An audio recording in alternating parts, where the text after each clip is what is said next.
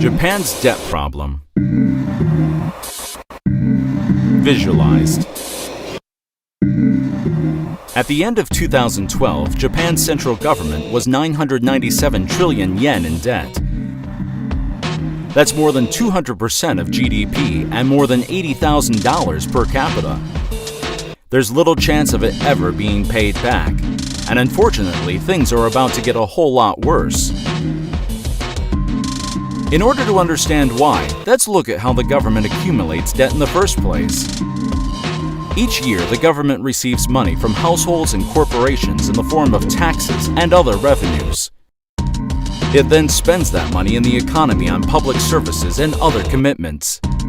If the government wants to spend more money than its revenues, it has to borrow the difference. It does this by issuing debt securities, IOUs. Investors buy them, the government gets the money it needs, and investors receive interest. But when the outstanding debt gets too large, investors start to worry that they won't get their money back. This is where the central bank comes in. The central bank lowers interest rates, which basically means that it prints money until interest rates hit its target. Satisfied that their investments are safe, investors keep buying government IOUs, which means that the government gets to keep spending more than it earns. Sounds great, right? Well, there's a catch. Over time, continual interest rate suppression and money printing sets up an inescapable trap. Here's how it works. Imagine the government's outstanding debt as a big box of fixed height. Then each year it has to pay a small slice of the box in interest. You can think of this as a tray that it has to fill with incoming funds.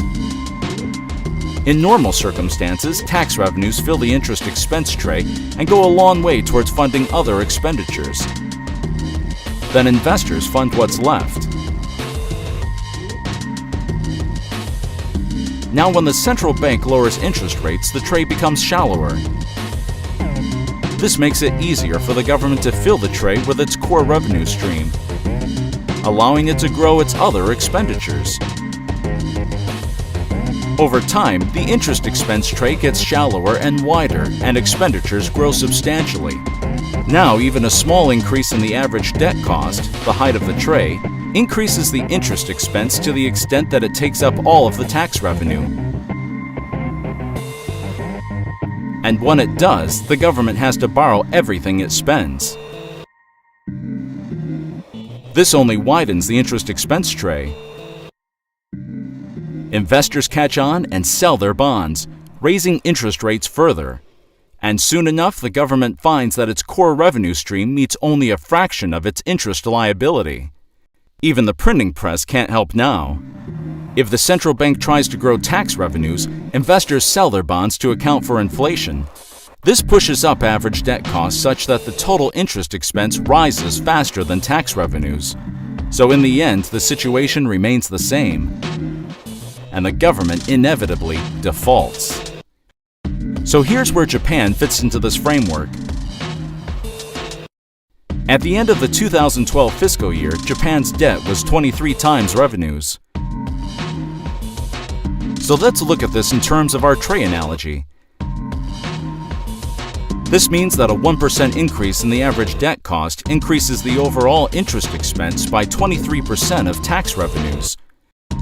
Now, 23% of tax revenues are already being spent on interest each year.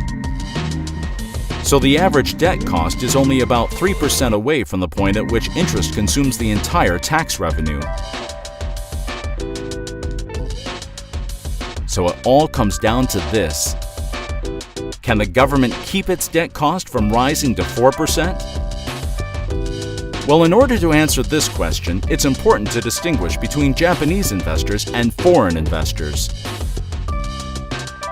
Let's start with Japanese investors. The last 20 years have been very challenging for them, since almost all prices have been going down. The exception has been government bonds.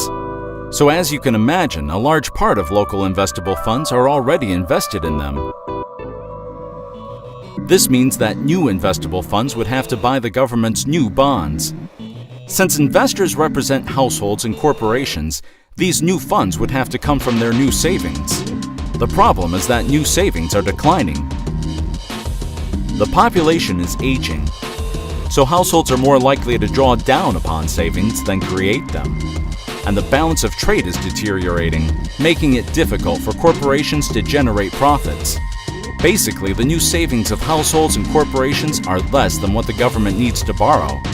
So the only option is for foreign investors to get involved, but they're used to receiving higher rates of return. So as external investors fund more and more of the government's deficit, the average debt cost may well rise to the critical level of 4%. But it gets worse. The Bank of Japan recently started targeting 2% inflation. The problem with this is that Japanese investors had come to view falling consumer prices, deflation, as real return. So when consumer prices fell by 1% per year and they got a nominal yield of 1%, they called it a 2% real yield. But the Bank of Japan's new policy is going to flip the polarity of this calculation. So even to get back to where they were, investors will have to charge the government a nominal rate of 4%. Combine this with Japan's increasing reliance on external capital, and you can see just how easily the average debt cost could breach the critical level of 4%.